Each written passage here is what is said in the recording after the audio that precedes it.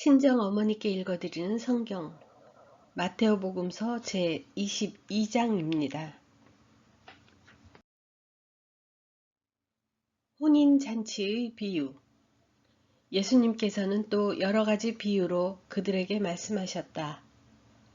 하늘나라는 자기 아들의 혼인잔치를 베푼 어떤 임금에게 비길 수 있다. 그는 종들을 보내어 혼인잔치에 초대받은 이들을 불러오게 하였다. 그러나 그들은 오려고 하지 않았다. 그래서 다시 다른 종들을 보내며 이렇게 일렀다. 초대받은 이들에게 내가 잔치상을 이미 차렸소. 황소와 찰진 짐승을 잡고 모든 준비를 마쳤으니 어서 혼인잔치에 오시오 하고 말하여라. 그러나 그들은 아랑곳하지 않고 어떤 자는 밭으로 가고 어떤 자는 장사하러 갔다. 그리고 나머지 사람들은 종들을 붙잡아 때리고 죽였다. 임금은 진노하였다. 그래서 군대를 보내어 그 살인자들을 없애고 그들의 고을을 불살라 버렸다. 그러고 나서 종들에게 말하였다.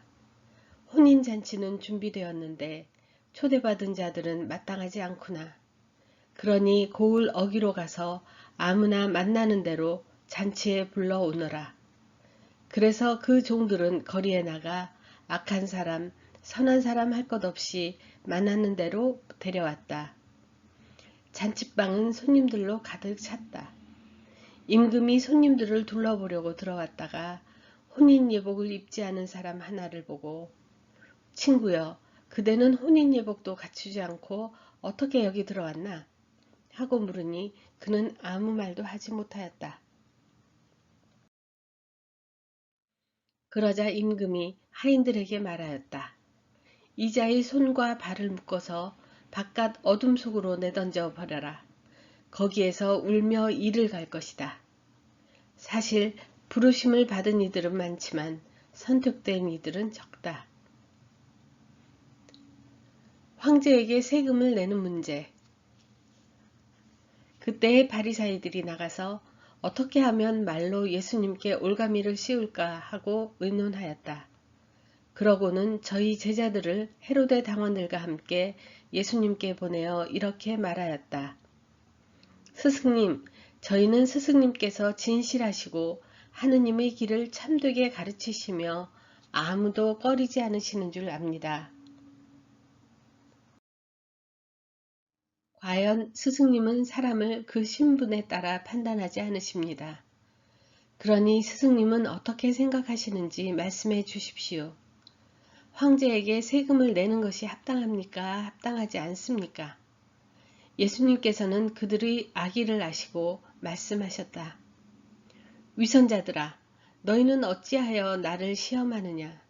세금으로 내는 돈을 나에게 보여라.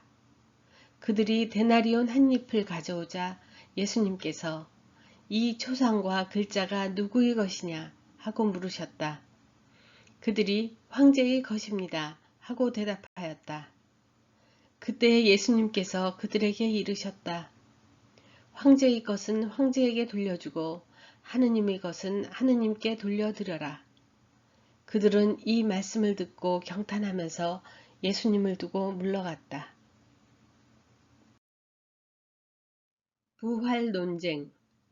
그날 부활이 없다고 주장하는 사두가이들이 예수님께 다가와 물었다. 스승님, 모세는 어떤 사람이 자식 없이 죽으면 그의 형제가 죽은 이의 아내와 혼인하여 그의 후사를 일으켜 주어야 한다고 하였습니다. 그런데 저희 가운데 7 형제가 있었습니다. 마지가 혼인하여 살다가 죽었는데 후사가 없어서 아내를 동생에게 남겨놓았습니다. 둘째도 셋째도 그러하였고 7째까지 그러하였습니다. 맨 나중에는 그 부인도 죽었습니다. 그러면 부활 때에 그 여자는 그 7 가운데 누구의 아내가 되겠습니까? 그들이 다 그 여자를 아내로 맞아들였으니 말입니다. 예수님께서 그들에게 대답하셨다. 너희가 성경도 모르고 하느님의 능력도 모르니까 그렇게 잘못 생각하는 것이다. 부활 때에는 장가드는 일도 시집가는 일도 없이 하늘에 있는 천사들과 같아진다. 그리고 죽은 이들의 부활에 관해서는 하느님께서 너희에게 하신 말씀을 읽어보지 않았느냐? 나는 아브라함의 하느님, 이사학의 하느님, 야곱의 하느님이다 하고 말씀하셨다. 그분께서는 죽은 이들의 하느님이 아니라 산 이들의 하느님이시다. 군중은 이 말씀을 듣고 그분의 가르침에 감탄하였다. 가장 큰 계명. 예수님께서 사두가이들의 말문을 막아버리셨다는 소식을 듣고 바리사이들이 한데 모였다. 그들 가운데 율법 교사 한 사람이 예수님을 시험하려고 물었다. 스승님, 율법에서 가장 큰 계명은 무엇입니까? 예수님께서 그에게 말씀하셨다. 내 마음을 다하고 내 목숨을 다하고 내 정신을 다하여 주 너희 하느님을 사랑해야 한다. 이것이 가장 크고 첫째가는 계명이다. 둘째도 이와 같다. 내 이웃을 너 자신처럼 사랑해야 한다는 것이다. 온 율법과 예언서의 정신이 이 두 계명에 달려있다. 다윗의 자손이시며 주님이신 예수 그리스도. 바리사이들이 모여들자 예수님께서 그들에게 물으셨다. 너희는 메시아를 어떻게 생각하느냐? 그는 누구의 자손이냐? 그들이 다윗의 자손입니다 하고 대답하자 예수님께서 그들에게 말씀하셨다. 그러면 다윗이 성령의 도움으로 그를 주님이라고 부른 것은 어찌 된 일이냐? 주님께서 내 주님께 말씀하셨다.